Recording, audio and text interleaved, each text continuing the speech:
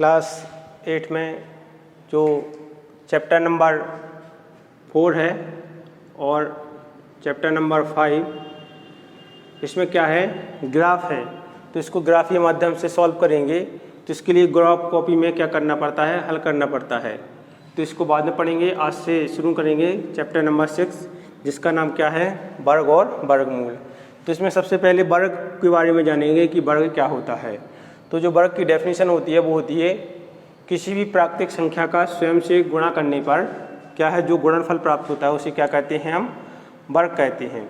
तो जो प्राकृतिक संख्या होती हैं, ठीक, वो क्या होती हैं, 1 से स्टार्ट होती हैं, यानी 1 2 3। यानी 2 का यदि 2 में मल्टीप्लाई करें तो 4 आएगा। तो क्या है, यदि प्राकृतिक संख्या का स्वयं से गुणा करने पर जो गुणनफल आएगा वो क्या कहलाएगा, उसका वर्ग कहलाएगा। तो 2 का स्क्वायर कितना होगा, 4। ये क्या है, इसका वर्ग होगा। तो वर्ग क्या होता है, जिसमें 2 की घात हो उसे हम वर्ग कहते हैं। जैसे 1 का स्क्वायर, 2 की पावर 2 यानी 4। तो इसको क्या पढ़ेंगे, हम वर्ग पढ़ेंगे। यानी किसी भी जो धनात्मक या सम संख्या होती है उसका वर्ग क्या होता है, हमेशा सम संख्या ही होता है। और जो विषम संख्या होती है उसका वर्ग हमेशा क्या होता है, विषम ही होता है। यानी किसी भी विषम संख्या का वर्ग क्या होता है, हमेशा धनात्मक होता है। जैसे -2 का अगर वर्ग करें तो ये क्या आएगा, माइनस माइनस प्लस हो जाएगा, 2 2 जा कितना हो जाएगा, 4 हो जाएगा। तो किसी भी जो ऋणात्मक संख्या होती है उसका वर्ग क्या आता है, हमेशा धनात्मक संख्या आता है। इसके बाद इसका एक फैक्ट है कि सभी वर्ग संख्याओं के अंत में इकाई स्थान पर यदि 0 1 4 या 5 या 9 है, यदि इन संख्याओं का मिलन यदि ये संख्याएं होती हैं इनके इकाई स्थान पर, तो वो क्या होगा, वो एक वर्ग होगा। और यदि उनके इकाई स्थान पर इन ये वाली संख्याएं आती हैं 2 3 7 या 8 आए, तो यह क्या होगा, कभी भी पूर्ण वर्ग नहीं होगा। यदि a और b क्या है, मान लें कि यदि a और b 2 पूर्णांक हैं, यानी √a/b इंटू √a/√b, तो इसका जब मल्टीप्लाई होगा तो ये हो जाएगा √a into B equal √a into √b। ठीक है। तो जो प्राकृतिक जो वर्ग होता है उनके बारे में हमने कुछ जाना। इसके बाद क्या करेंगे कि हम वर्ग और वर्गमूल लिखेंगे। यानी जो संख्याएं हैं 1 2 3 से लगा करके कुछ संख्याओं की वर्ग लिखेंगे। इस प्रकार से कुछ संख्याओं के वर्ग लिख रहे हैं, एक तालिका बना रहे हैं। तो इनको आप नोट करके इनको अच्छी तरह से याद कर लेना है, क्योंकि इनका यूज इस मैथमेटिक्स में काफ़ी जगह होता है। तो 1 का कितना हो गया, 1, 2 का 4, 3 का 9, 4 का कितना हो जाएगा 16, 5 का 25, 6 का हो जाएगा 36, 7 का हो जाएगा 49, 8 का कितना हो जाएगा 64, 9 का हो जाएगा 81, 10 का हो जाएगा कितना 100, 11 का हो जाएगा 121, इसके बाद 12 का हो जाएगा 144, 13 का हो जाएगा 169। ठीक है। इसके बाद यहाँ पर लिखेंगे तो 14 का हो जाएगा कितना 196, 15 का हो जाएगा 225, 16 का वर्ग हो जाएगा 256, 17 का हो जाएगा 289, 18 का हो जाएगा 324, 19 का हो जाएगा कितना 381, 20 का हो जाएगा 400, 41 का हो जाएगा 441, 42 का हो जाएगा कितना वो 21, इसके बाद आ जाएगा 22, तो इसका हो जाएगा 484, 23 का हो जाएगा 529, 24 का हो जाएगा कितना 25 का हो जाएगा 625। इसके बाद यहाँ पर नोट कर लेंगे 30 का हो जाएगा 900, 15 का हो जाएगा कितना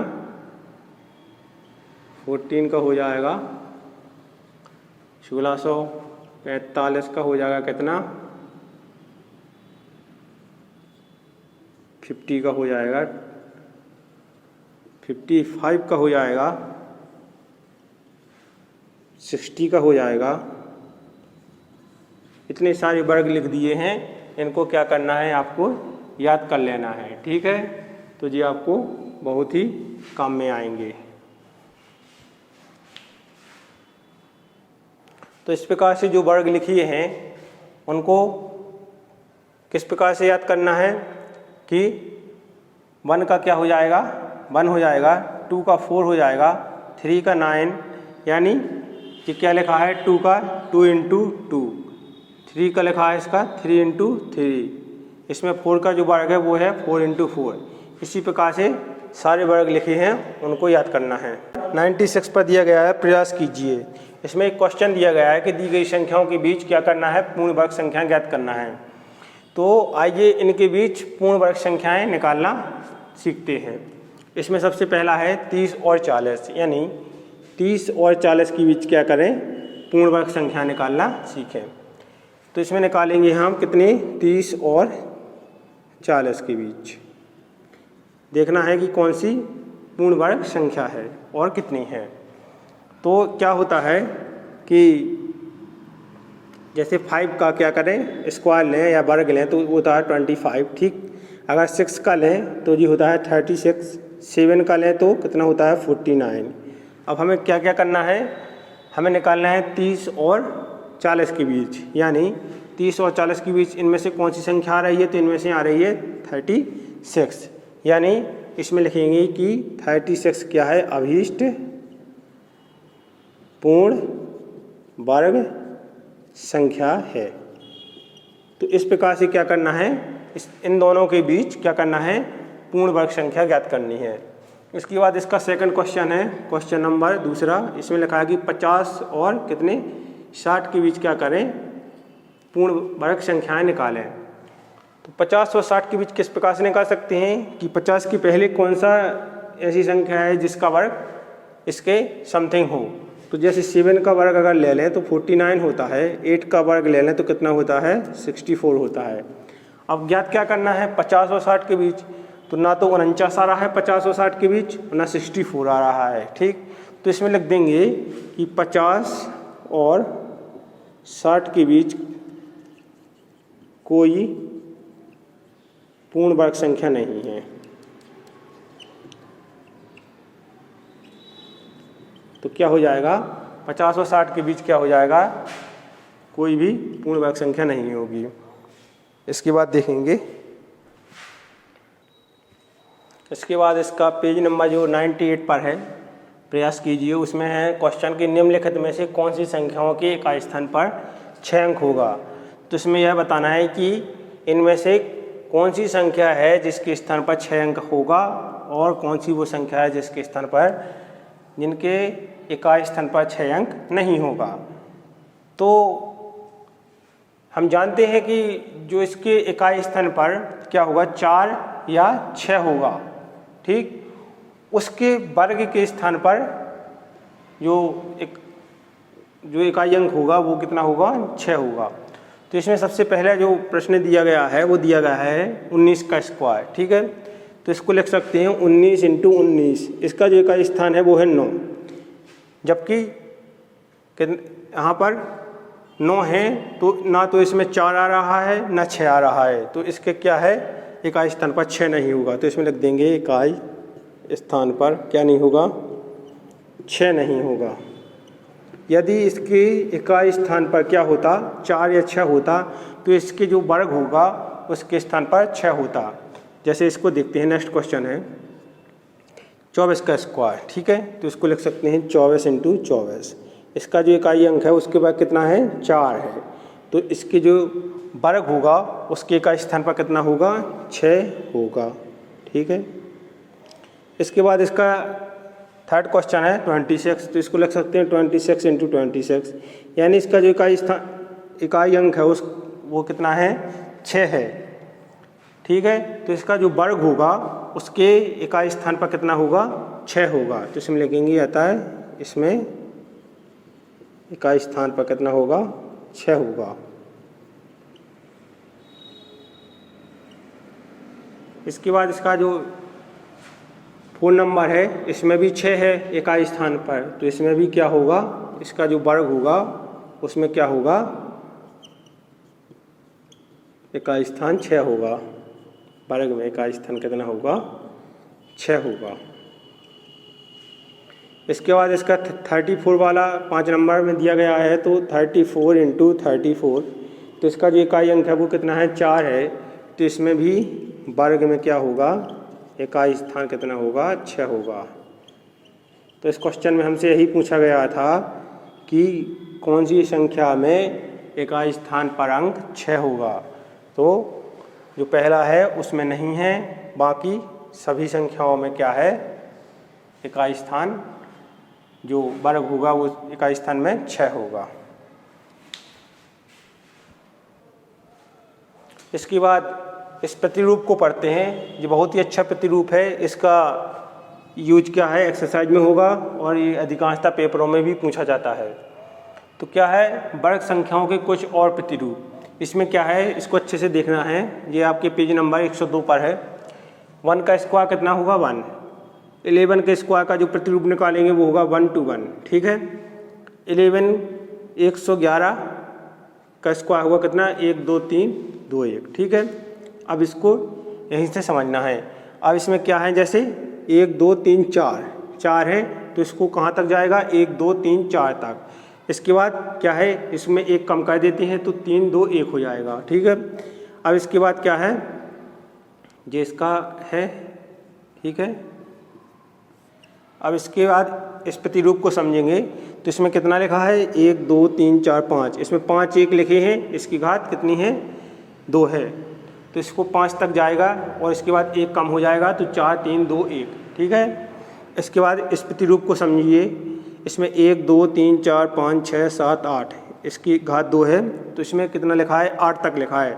तो जो इसका स्क्वायर होगा वो कितने प्रतिरूप तक होगा, 8 तक जाएगा। इसके बाद 1 कम जाएगा तो 7 6 5 4 3 2 1।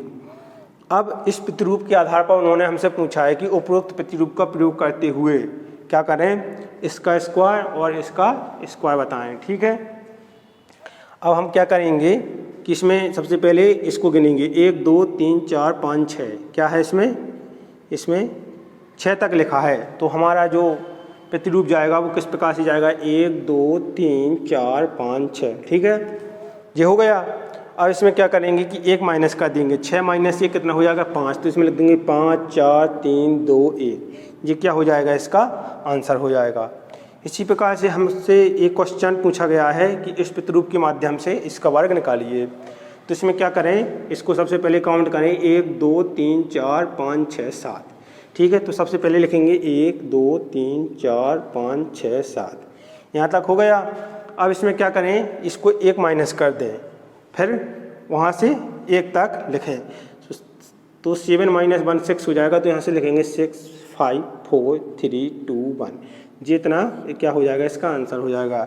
तो इस प्रतिरूप के माध्यम से हमने ये समझा कि कोई भी संख्या हो, इस प्रतिरूप के माध्यम से हम उसका वर्ग निकाल सकते हैं। पहले छोटे आकार में, फिर उससे बड़े, इस प्रकार से हम इस प्रतिरूप का जो है विस्तार करते जाएंगे और उसका वर्ग निकाल लेंगे। इसका एक क्वेश्चन अपनी एक्सरसाइज में भी है 6.1 में। एक्सरसाइज 6.1 है, उसका जो फर्स्ट नंबर का क्वेश्चन है उसको देखते हैं।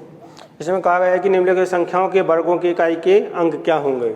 सबसे पहला क्वेश्चन दिया गया है हमें कितना, 81। तो इसमें बताना है कि इसका इकाई का अंक क्या होगा, इसके वर्ग का। तो इसको लिख सकते हैं हम 81 का कितना स्क्वायर, यानी 81 इंटू 81। तो इसमें जो इकाई का अंक होगा उसका क्या होगा, वर्ग होगा, तो कितना आएगा, 1 आएगा। तो ये क्या हो जाएगा, इसमें सिर्फ ये ज्ञात करना है कि वर्गों के इकाई अंक क्या होंगे, तो इसका 1 हो जाएगा। चलिए इसका नेक्स्ट देखते हैं। जैसे इसमें दिया गया है 272, तो इसमें पूछा गया है कि इसके वर्ग का इकाई अंक क्या होगा। तो इसका जो इकाई अंक होगा, इसका अंक कितना है, 2 है। अगर इसका वर्ग करें तो कितना आ जाएगा, 4। यही इसके क्या होगा, वर्ग का इकाई अंक होगा। हमें क्वेश्चन में यदि इसके वर्ग का इकाई अंक पूछा जाए तो सिर्फ हमें इकाई के स्थान वाले अंक का वर्ग करके उसके वर्गों के इकाई अंक ज्ञात कर लेना है। जैसे क्वेश्चन नंबर 3 में देख लें। क्वेश्चन नंबर 3 में हमें कितना दिया गया है, 799, ठीक है। तो इसमें जो इकाई का अंक है वो कितना है, हमारे पास 9 है। अगर हम 9 का स्क्वायर कर दें तो कितना आ जाएगा, 81 आ जाएगा। 81 में आप देखेंगे कि इकाई का अंक कितना है, 1 है। ये है इकाई का अंक इसमें। तो इसके वर्ग का जो आंसर होगा इकाई अंक वो होगा 1। इसके बाद एक आध और क्वेश्चन देख लेते हैं। जैसे कोई भी क्वेश्चन ले लें इसमें से, जैसे इसमें से 7 नंबर वाला क्वेश्चन ले लें। इसमें कुछ संख्याएं अलग लिखी हैं 5, 2, 6, 9 और 8। अब इसमें क्या है, इकाई का अंक कितना है 8 है, तो इसको 8 को अलग निकाल लें। अब इसका क्या कर दें, वर्ग कर दें, तो जी कितना हो जाएगा 8 8 जा कितना 64 हो जाएगा। अब 64 में हम देखते हैं कि इकाई का अंक कितना है हमारे पास 4 है, तो जी क्या हो जाएगा, इसका आंसर हो जाएगा। इस प्रकार से हम किसी भी संख्या के इकाई के स्थान के वर्ग को लेकर के हम उसके वर्गों के इकाई अंक को निकाल सकते हैं।